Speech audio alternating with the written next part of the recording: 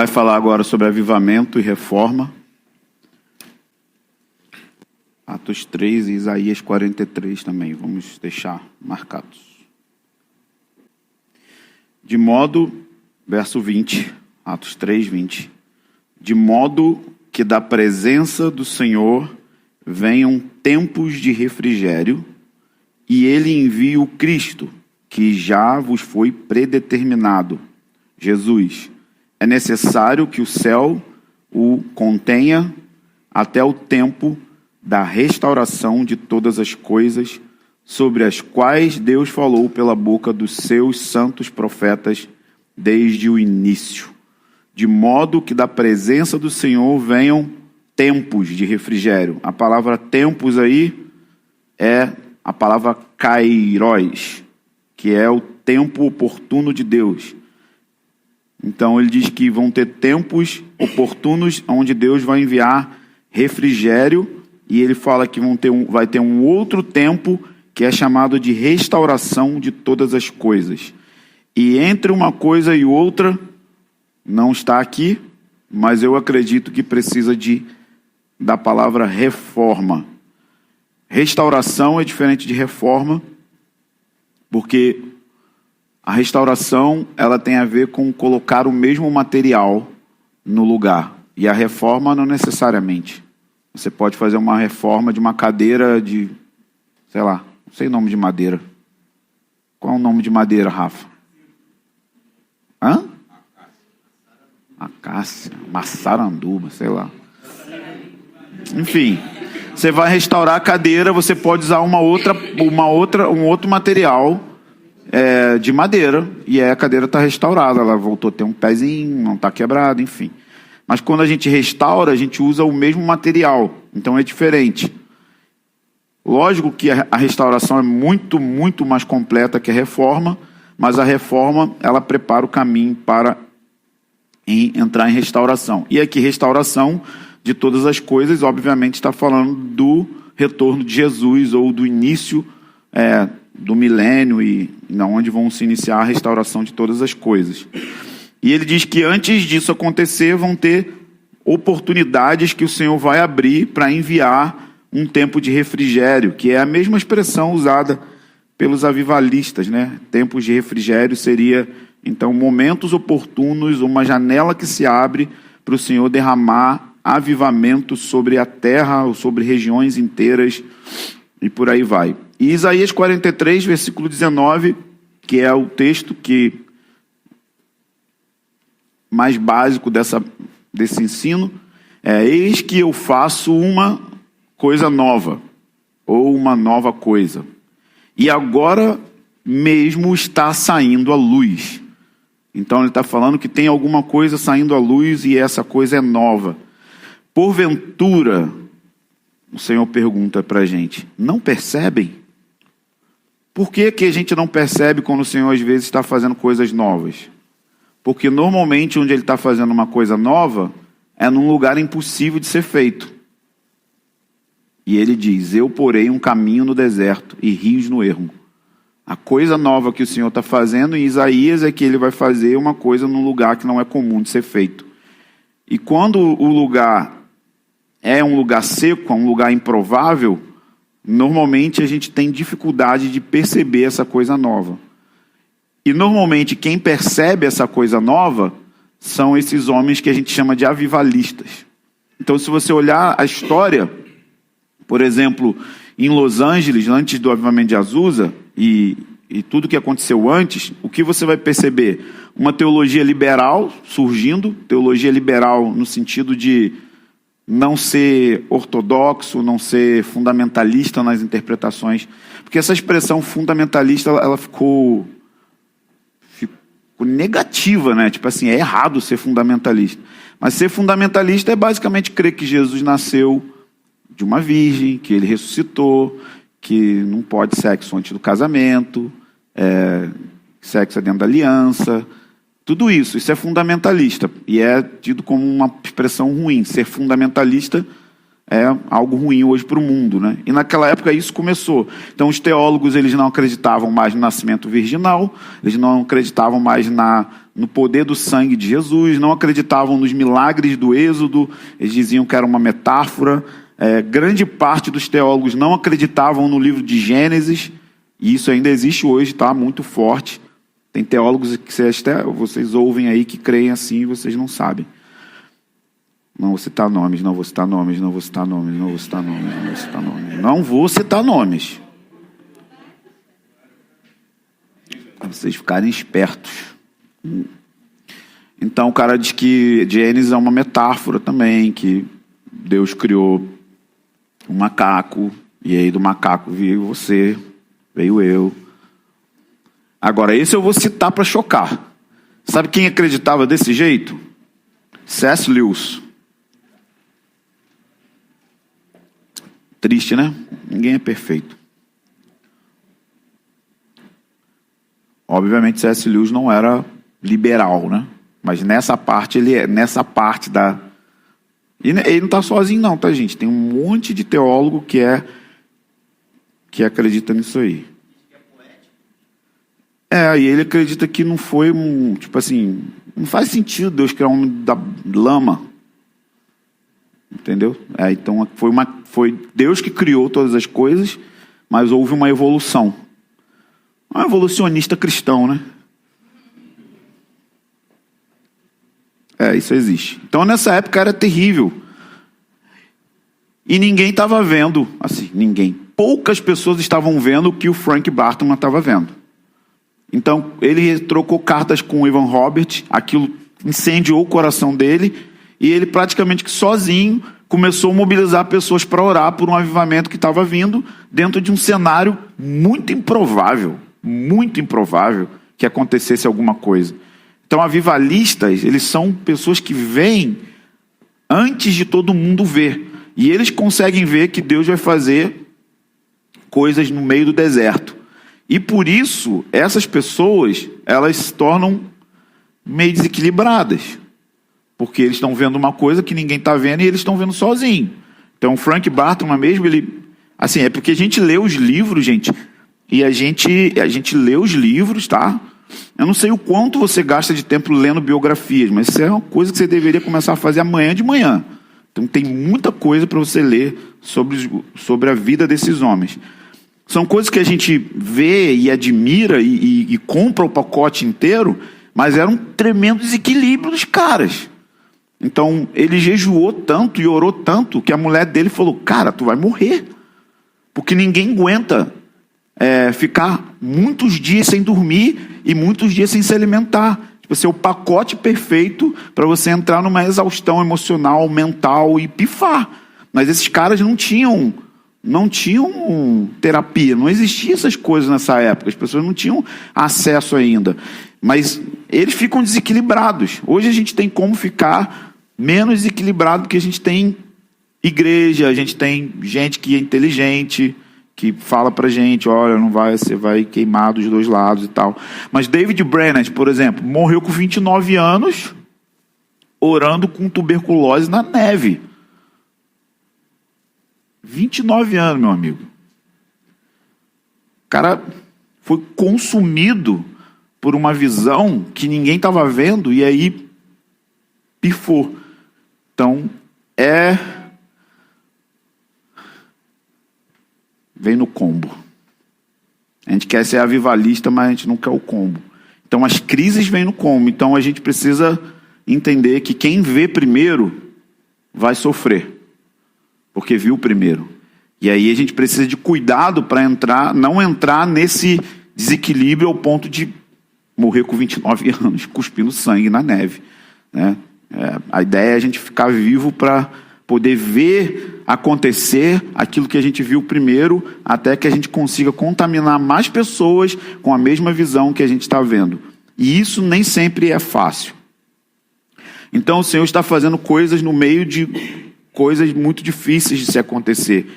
O cenário da nossa geração, cultural, social, ideológico, é totalmente diferente de 20, 25 anos atrás. Totalmente diferente. Então, As notícias que chegam, na minha época, para tu tocar na coxa da menina, mano. Aí óbvio que tinha sempre aquelas que eram, né, as saidinhas, sempre tinha a hora do paredão no funk. Mas era difícil, tô falando assim, eu com 15 anos de idade. A menina que deixava ser tocada da cintura para baixo, tinha fama terrível. E tipo assim, de 40 meninas era uma ou duas que deixava isso acontecer. Era difícil. Porque tinha ainda, não era ninguém evangélico, crente, nada, mas tinha um bolsão de valores morais dentro da sociedade. Então hoje essas coisas não existem mais. Nós estamos dentro de uma geração pós-cristã, que nasce totalmente fora, mesmo vivendo dentro dos centros urbanos, sem qualquer experiência ou contato com o cristianismo fundamentalista. Totalmente fora, não sabe nem o que é, não sabe nem o que significa, não sabe quais são os valores. Então a sociedade, de maneira geral, ela não tem mais isso, sem contar toda essa agenda humanista, com essas tendências de apoio a casamentos homoafetivo, desintegração da família numa medida que a gente nunca viu antes. Nessa época, final dos 70 para 80, os casamentos, as pessoas lutavam para manter o casamento. Tinha uma guerra. Assim, não, a gente não quer desfazer. Agora a pessoa já casa, já planejando o divórcio. 2 meses, 3 meses de casamento. Eu tenho parente que gastou 50, 70 mil numa festa para durar 3 meses de casado. Então o cenário é diferente de 20 anos atrás. Sem contar essa guerra que existe ao terror, ao terrorismo, um pânico alimentado por um invisível, um inimigo invisível. Você não sabe quem é a pessoa, você não sabe. Se você viaja para o exterior e você encontra uma família muçulmana, e na Europa, o que é muito comum, não dá para saber se essa pessoa é um muçulmano normal ou se ele é um jihadista. Eles se vestem igual, eles falam igual, eles têm a mesma devoção. Se você andar nas ruas de Londres, você vai ver na calçada uma espécie de uns ferros pontudos assim, na calçada, de fora a fora, porque os muçulmanos pegam uma ambulância e jogam em cima das pessoas na calçada. Eu estou falando de Londres, Europa. Não estou falando de Iraque.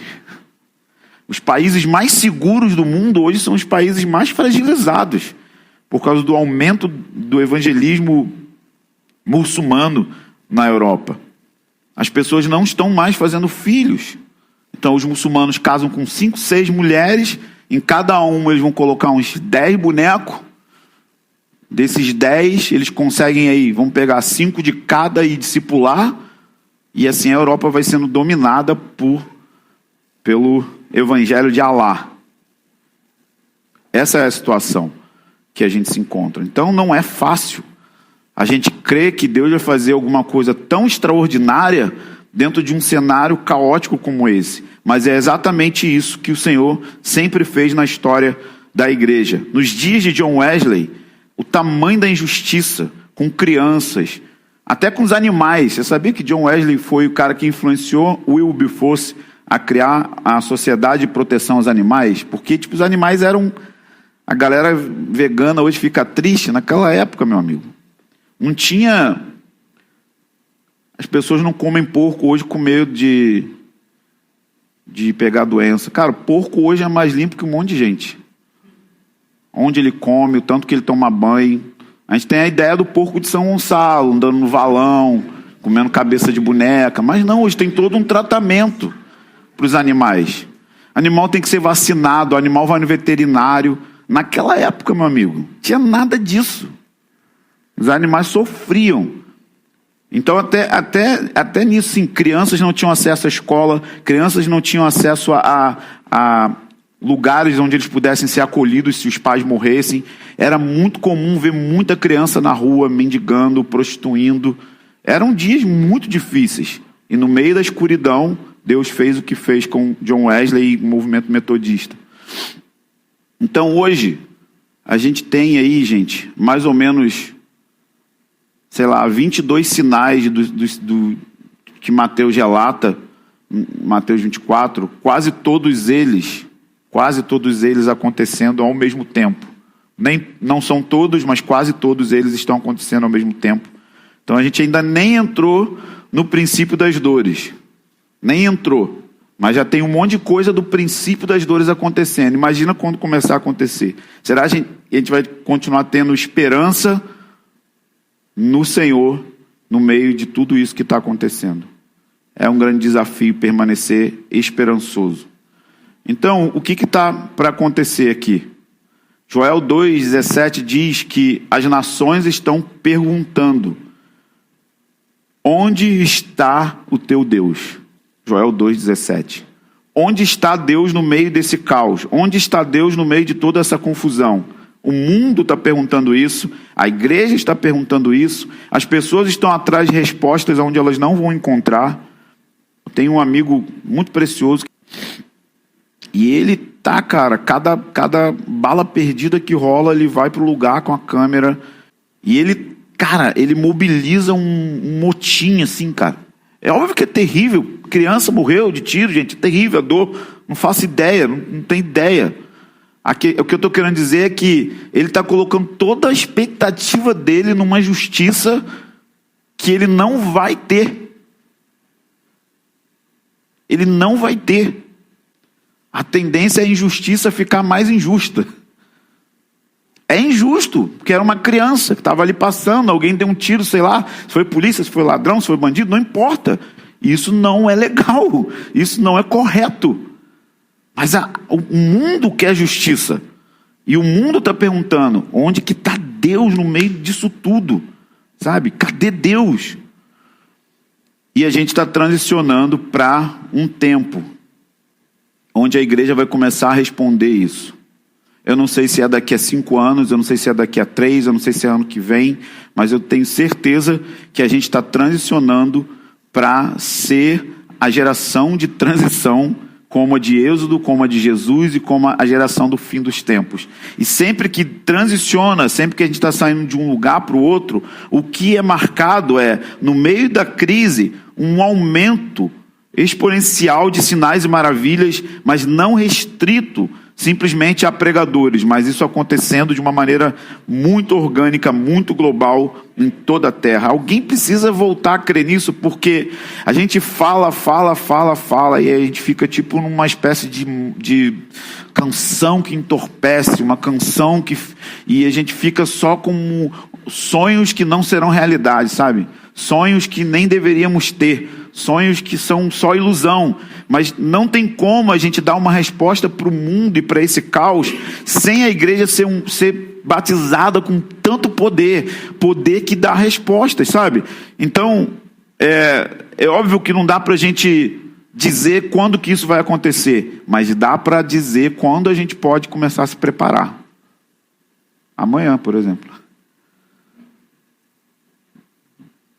Nosso problema não deveria ser em ficar esperando o que vai acontecer. Nosso problema deveria ser resolver qual é o tipo de preparação para que isso aconteça. Isso eu acho que é a coisa número 1. E se a gente vai experimentar um avivamento que vai ser quase que 100% um avivamento de comunicação divina, que é isso que Joel fala. Joel 2,28, nem Pedro, recitando a profecia, ele nem enfatiza muito outras coisas. A ênfase principal é: vocês vão ter sonhos, vocês vão ter visões, vocês vão ouvir a voz de Deus, vocês vão ter êxtases, vocês vão ter encontros de comunicação com o Senhor. Por quê? A comunicação com o Senhor aumentando, aquilo que a gente tem que fazer fica mais claro. Você já pensou? Jesus só fazia o que ele via o Pai fazer. Então, não era a cura em si, era o que Deus estava fazendo e o que ele estava vendo. Então, eu estou vendo Deus curar. Eu estou vendo Deus curar aquela pessoa. Né? Mais ou menos como o John Wimber, né? Ele tentava perceber o que Deus estava fazendo naquela pessoa, ao invés dele orar por todo mundo. Então, eu percebo que Deus está curando essa pessoa. Então, eu vi o que Deus está fazendo e eu vou lá e faço. E Jesus também não fazia o que ele não ouvia o Pai falar. Então, todos esses outros dons, eles vão funcionar na base do profético, na base de comunicação sobrenatural, do aumento da voz de Deus, do aumento das impressões, do aumento dos sonhos e visões. Isso vai nos fazer andar em luz no meio de toda essa escuridão. E para isso acontecer, a gente precisa de uma nova ordem de líderes, que eu chamo de avivalistas e reformadores. Então, é mais ou menos assim: um avivalista, ele trabalha com vinho, o negócio dele é vinho. Ele não está nem aí qual é o odre, ele não está nem aí se vai... Ele não está nem aí, tipo, Deus, eu quero que você venha agora e acabou, mesmo que o que tem aqui não segura o que está vindo. Ele não pensa na estrutura. Ele viu uma coisa e ele está consumido por aquilo que viu. Já os reformadores, que são mais raros, porque a gente quase não ensina sobre isso, eles estão mais preocupados em como preservar o vinho que está vindo. Como preservar aquilo que Deus está derramando. Então, o que um líder reformador precisa pensar? Ele precisa pensar se aquela estrutura está de acordo com aquilo que Deus está para derramar. É isso que ele precisa pensar. Então o odre vive para o vinho, e não o vinho para o odre. O que tem que se adaptar ao que está vindo é a estrutura que a gente tem de igreja. E estrutura, não estou querendo dizer estrutura física de prédios e salinhas, essas coisas. Mas a estrutura funcional da igreja. Como a igreja vai precisar ser e funcionar para reter e preservar o que Deus está fazendo, mas não só isso. Preservar quem Deus está usando. Será que você suportaria hoje a glória de ressuscitar um morto? A glória de orar por uma pessoa com doenças genéticas incuráveis? Como seria o seu orgulho? Como seria o seu caráter? Será que a estrutura de igreja que a gente tem hoje conseguiria frear essa pessoa em caso de algum movimento de arrogância e independência? Porque Deus não vai repetir o século XX. Isso já aconteceu no século XX. Teve muita glória, muito poder sobre 1, 2, 3, 5, 15 homens. Então os reformadores vão precisar pensar nisso. Os avivalistas vão trabalhar para liberar o poder sobre a igreja, sobre a sociedade. Eles preparam todas as coisas para o novo que está vindo. E eles ficam totalmente loucos. Ivan Robert teve uma visão em Gales do país sendo elevado ao céu. E ele sentia que ele precisava se preparar, porque o Espírito Santo ia tocar 100 mil almas. E num período de 6 meses, 100 mil pessoas se converteram ao Senhor. Você acha que o Ivan Robert estava preocupado com célula, grupo pequeno, grupo caseiro, pastoreamento, presbíteros? Não, nada. Ele teve uma visão, ele viu o futuro, ele está pensando nas coisas do céu, e 100 mil almas converteram em 6 meses. O que a gente ia fazer com 100 mil? O que a gente ia fazer com 2 Maracanãs lotados de novo convertido? O que a gente ia fazer com 100 mil pessoas nascidas de novo, mas sem maturidade, sem entender nada?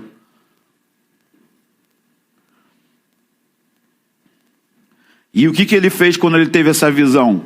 4 meses ele acordava 1 da manhã e orava até as 4 da manhã, pressionando o que ele viu, levando a visão dele para Deus. Você me mostrou, então cumpre. Você me mostrou, então cumpre. Você me mostrou, então faz isso acontecer. Faz isso acontecer. É muito parecido com isso aqui, ó. Abre comigo em 1 Reis 18.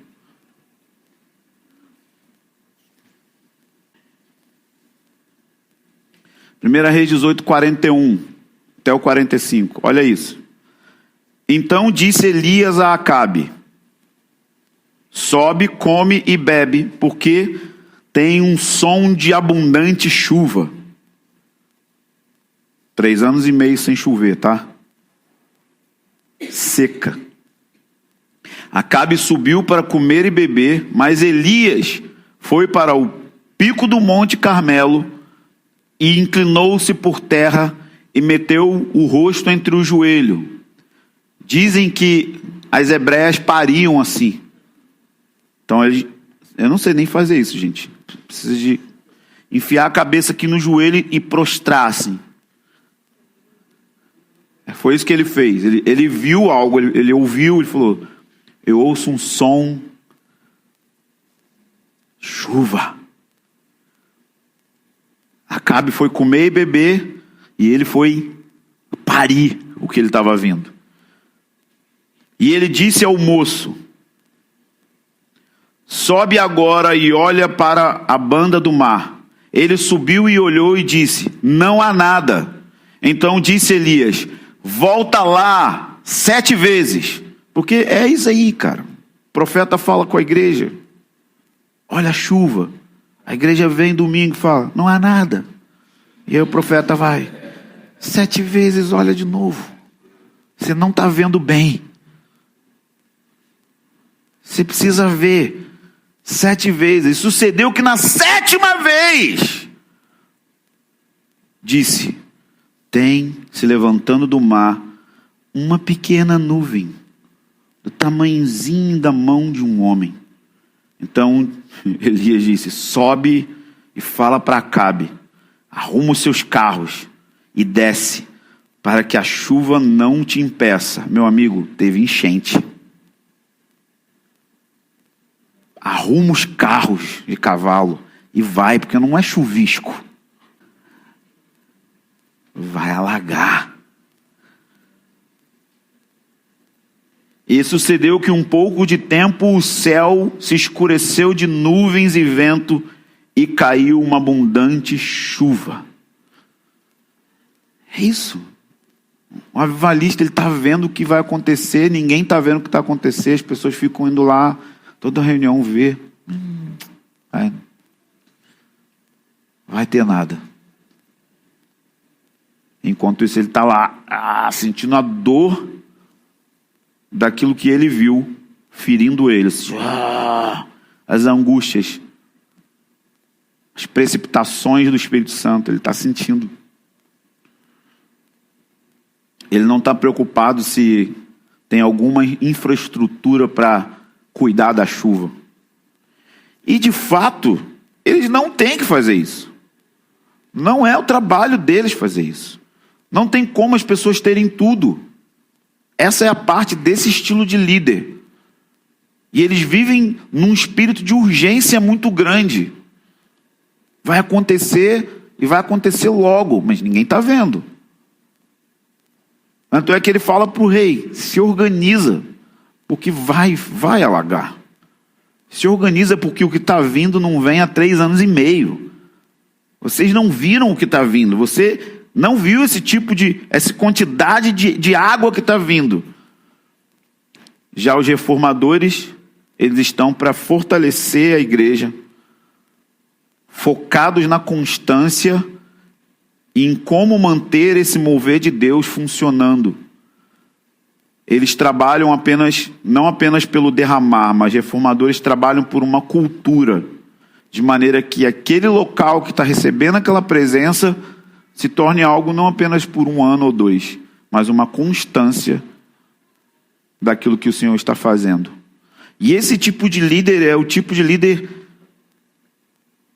estratégico para essa estação que a gente está vindo. Então, nós vimos que Davi, em 1 Crônicas 28:19, ele recebeu escrito da mão do Senhor todas as obras do modelo da casa de Deus. Então os reformadores, eles não são menos proféticos, não. A diferença é que o avivalista, ele vê o que o Espírito Santo está para derramar, e o reformador vê o que Deus está para construir, para segurar o que Deus vai derramar. Mas ele precisa ver, porque se a estrutura dele não for de acordo com o que Deus está fazendo, também vai ser uma estrutura que não retém o que Deus quer trazer de forma constante. e não apenas um moverzinho de 1 mês, 2 meses. E esses reformadores, eles são feridos por uma coisa: o zelo da tua casa me consome. Zelo é ciúme. Eles vão olhar para a casa de Deus e vão ficar com ciúmes. O ciúme que Deus tem pela casa. O ciúme é: essa casa é só minha. E ela precisa ser feita de acordo com a minha ordem, com o meu modelo. Ela tem um padrão, não pode ser feito desse jeito. Vocês estão construindo de um jeito. Sabe, o cara, você compra a casa, você fala como que você traz o engenheiro, traz o arquiteto, traz o pedreiro, e aí quando você chega lá na casa, o cara fez tudo do jeito dele.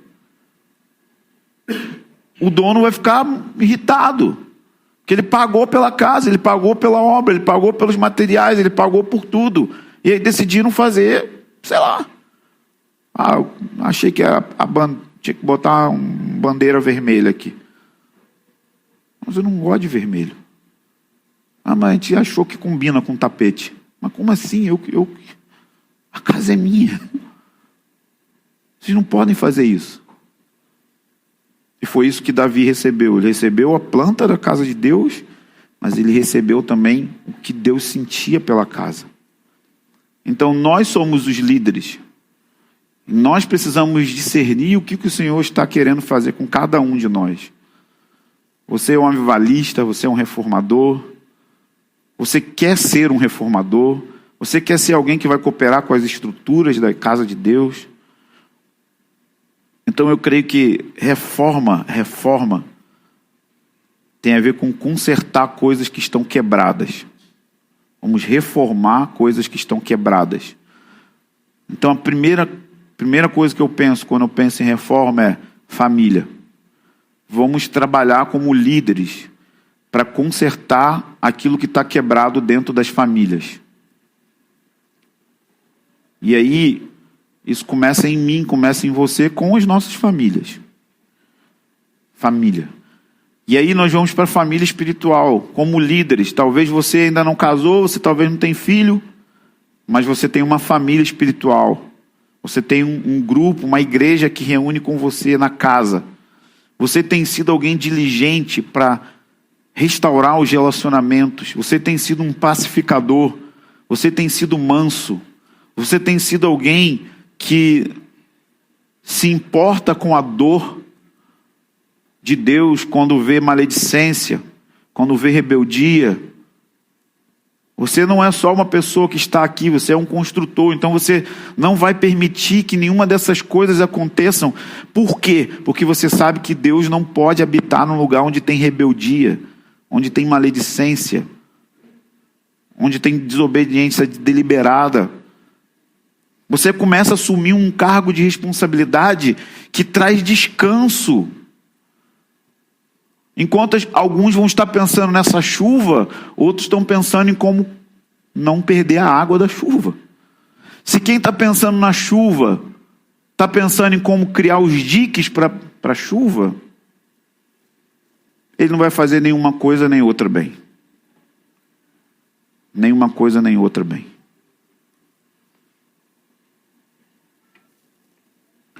E eu queria muito que vocês e a igreja me liberassem para ser o homem que fica só esperando a chuva. E que eu nunca mais precisasse pensar.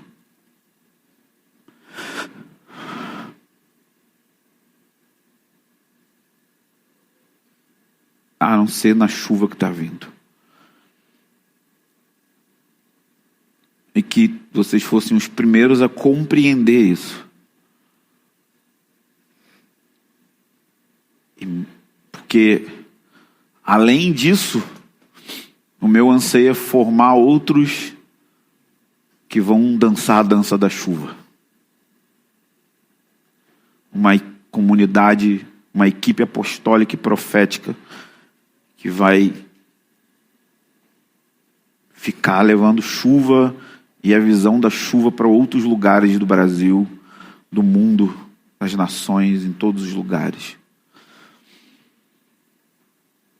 Então a família é o lugar da reforma, mas também facilitar para que as estruturas da igreja coloquem as pessoas no lugar de oração.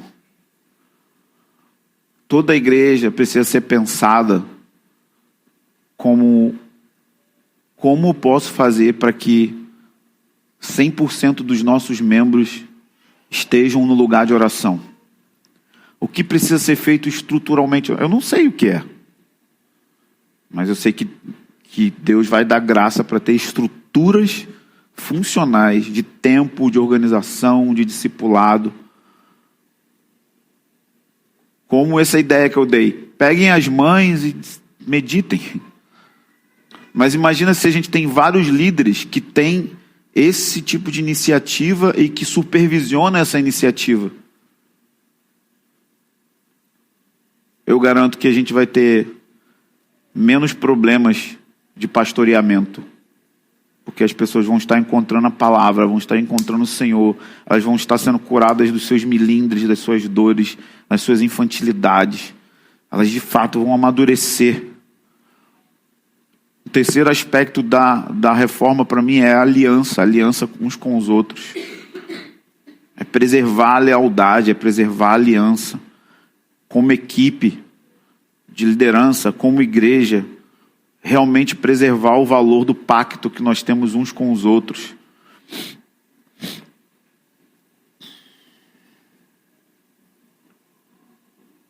Eu creio que a reforma também tem a ver com a doutrina. Porque pessoas vão vir para dentro do corpo de Cristo e elas vão precisar aprender sobre a doutrina da salvação, doutrina do batismo, doutrina da graça de Deus.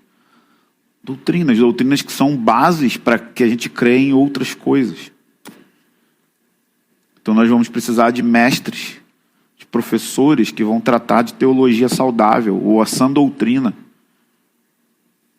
para que as pessoas não creiam errado, não creiam em uma crença que é solúvel.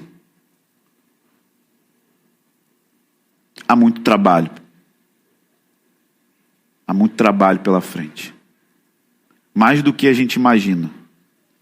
Mais do que a gente pensa. Mas a gente precisa ter a palavra do Vitor na nossa mente. A graça de Deus vai operar. Nós vamos olhar para um monte de entulho que tem para remover da frente e a gente vai falar graça, graça. Graça, graça. Não por força, nem por poder, pelo Espírito. O Espírito vai ungir a gente para fazer isso. O Espírito vai e a gente precisa depender dele. Isso é unção. Quando Jesus disse, o Espírito do Senhor está sobre mim, ele falou, para que estava? Então o Espírito Santo não unge a gente só para a gente se divertir com unção. A unção tem a ver com um propósito, com uma missão. Por isso que Jesus fala isso. Ele me ungiu para pregar isso, pegar os pobres, dar vista aos cegos. Para isso serve a unção. Não é só para a gente se divertir com a unção, mas ela tem a ver com um propósito de missão. A missão. O Espírito Santo está totalmente disponível para ungir aqueles que têm fome e sede e aqueles que se sentem desabilitados, que se sentem incapazes, que se sentem sem ferramentas. Ele vai dar as ferramentas. Para reformadores, para avivalistas, ele vai dar as ferramentas necessárias. Ele vai surpreender a gente. E aqui a gente precisa ter calma, porque nem sempre o sobrenatural vai ser espetacular. Eu estou aberto para o espetacular sempre, mas às vezes a forma que Deus vai te guiar vai ser com um sussurro, vai ser com uma impressão tão leve que parece que é uma coisa da sua cabeça. Então, sobrenatural é variado e a gente não pode ficar querendo simplesmente copiar as experiências de todo mundo.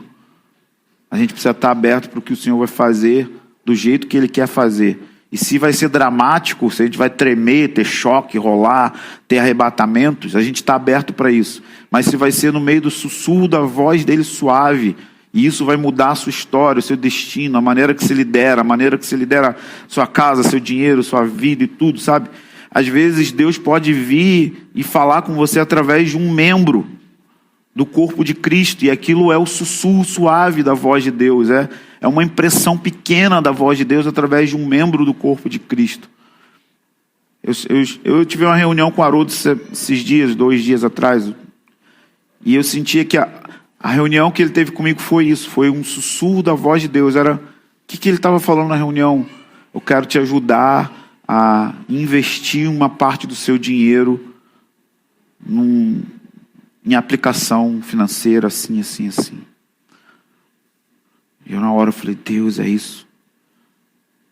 Assim, eu me senti tão amado pelo Senhor.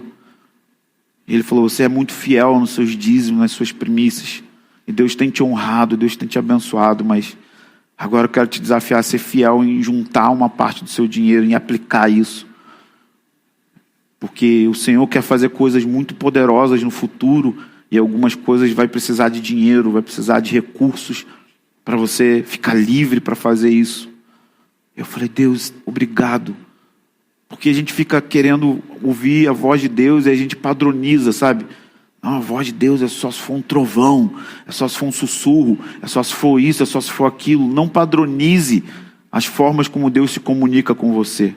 Fique aberto para Ele se comunicar, para Ele falar, para Ele mover nosso coração com a voz dEle.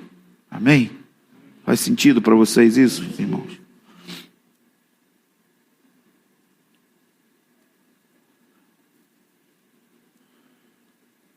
Eu creio que essa é uma mensagem de alerta para nós, assim, de alarme, de congregar ao redor dela e mastigar ela. Ambas as palavras que a gente ouviu hoje. Deus, eu te peço humildemente pela nossa congregação, pela nossa liderança, pelos nossos irmãos que estão aqui ouvindo. Primeiro eu te peço, quebre todas as mentiras, desânimos, palavras de acusação contra a gente. Nos esconde no seu sangue e na sua bondade. Ajuda-nos a tirar os nossos olhos de nós mesmos e colocar em você, que é o autor e consumador da fé de cada um aqui. E também nos dá coragem de se alistar, Senhor, nesse grande exército que o Senhor está levantando nos últimos dias. Avivalistas e reformadores, pessoas que vão construir um lugar da habitação do Senhor. Eu peço por uma onda de presença de Deus no nosso coração, na nossa mente. Que a gente consiga tirar os olhos um pouco da dor e colocar os olhos em você. Libera unção para habilitar cada pessoa nos dons, nas ferramentas necessárias para esses dias, Senhor. Para cuidar da família, para cuidar do altar, para cuidar da nossa família de fé espiritual. Nos dá coragem de sermos valentes pela verdade, nos dá coragem. O Senhor era uma testemunha fiel e verdadeiro. Ajuda-nos a sermos fiéis e verdadeiros para zelar pela casa de Deus, para zelar por essa construção.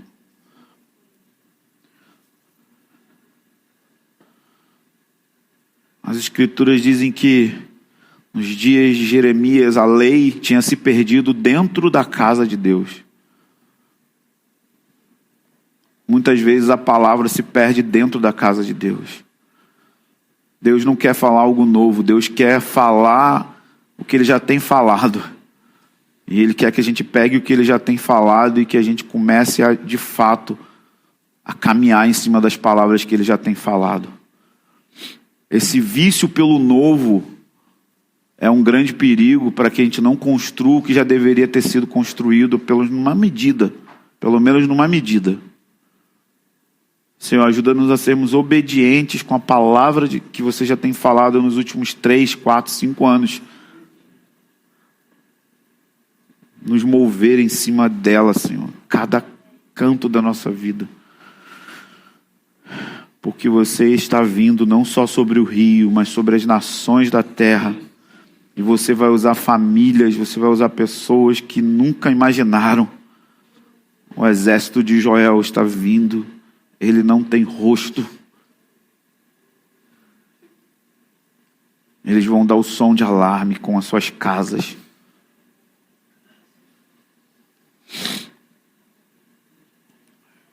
Isso eu oro, Senhor, para que nessa estação, Senhor, levante pessoas para assumir lugares que elas nem imaginavam que seriam capazes, por causa daquilo que o Senhor está fazendo nelas. Tira o medo e nos alinha a visão de novo. Nos dá um novo ânimo na visão de novo. Nos dá um novo ânimo do Salmo 132. Nos dá um novo ânimo do derramamento do Espírito. Nos dá um novo ânimo, Senhor. Eu te peço, em nome de Jesus. Amém e amém.